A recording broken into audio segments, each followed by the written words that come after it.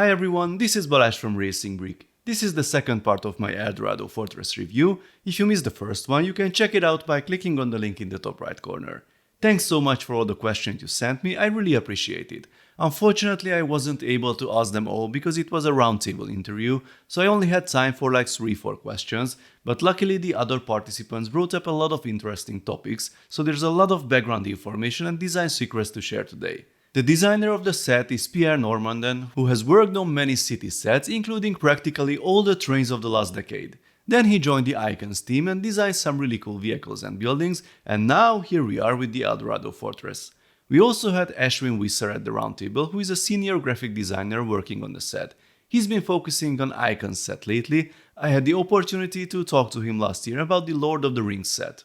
There was an interesting question about the release itself. People wanted to know if this set was made because of the success of last year's nostalgic releases. As it turned out, development started before those were available, so there was no influence from the 2022 releases. Now let's start with the box. I love that the set was able to avoid the black background and plain design of the 18+ Icons sets. This could be because it's a nostalgic re-release, just like the Galaxy Explorer for example. The designers dug through the archives to look at design choices from the 80s and 90s and even consulted with the people who originally created the scenes for those boxes. No Photoshop was used here either, just good old practical effects. As for the connection to the previous set and the differences, the designer's basic concept was to imagine the fortress 20-30 years later, what has changed, how they expanded the buildings, how they dug all those tunnels in the rocks, who lives there now and what they do. So why does this set focuses on the soldiers and not the pirates? The main reason is the existence of the Pirates of Barracuda Bay. There were pirates there and only one poor skeleton wearing the Imperial Guard hat. This set is kind of a follow-up that gives us the other faction. This is also the reason why Captain Redbeard isn't included in this set, he's in the other one. Now let's take a look at the structure. The original 3D base plate couldn't be used, that's pretty obvious. Pierre started by recreating the structure with bricks. In the process, it occurred to him that it would be cool to do something with the empty space inside, and that's how the idea with the caves and all the hidden details came about. This also encouraged him to develop this structure where different elements can be rearranged. Originally there were thoughts of opening certain parts only with hinges, but then he finally decided on the modular structure. This also helps with placement if you have a shallow shelf, and some of the play functions are only accessible when it's open.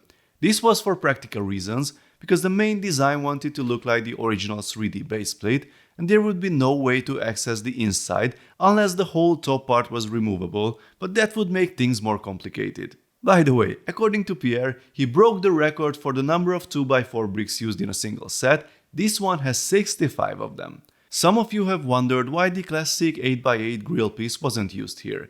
The original set used the hole in the ground only as a storage space to bring stuff there with the crane. Here, in closed form, this central area becomes a courtyard, so the trapdoor has no function. The secret entrance to the treasure can still be opened, and the escape route from the prison also works. The trapdoor can be used in open form when the section is used as a pier. The larger ship was added to be able to transport the cargo, since the two small rowboats from the original weren't really able to do so. Also, the ship gives the Imperials a chance to escape if the pirates attack with their ship. The uniforms were also updated in this set. The design changes were partly for technical reasons, as printing technology has changed over the last 30 years, but they also wanted a refreshed look. About the Easter eggs I mentioned at the beginning of my previous video, apparently some hidden items are there to stimulate your imagination and have no predetermined backstory. The letter hidden in the base is one of those. Maybe the pirate who became a skeleton was looking for it, maybe it came from one of the soldiers, it's up to you to tell the story.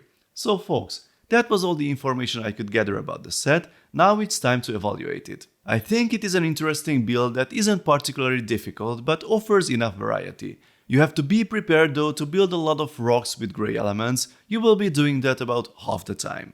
The end result looks great on the shelf and I really appreciate the modularity. I think it's a nice nostalgic build for anyone who grew up with LEGO Pirates, but it can be also fun and playable for those who didn't have the old sets. As for the price, I think it's in line with the other Icons releases considering the number of pieces. It's not cheap though, so if you want to pay less than the recommended retail price, then you should wait until the set is no longer exclusive to LEGO stores, that usually takes about 3 months. If you can't wait that long and want the set as soon as possible, the release date for LEGO VIPs is the 4th of July. You can find the link to the set in the top right corner and in the description as well. Please let me know your thoughts in the comments, folks. If you like this video, then please give it a thumbs up and don't forget to subscribe with notifications as more exciting LEGO videos are coming soon. See you next time, bye bye.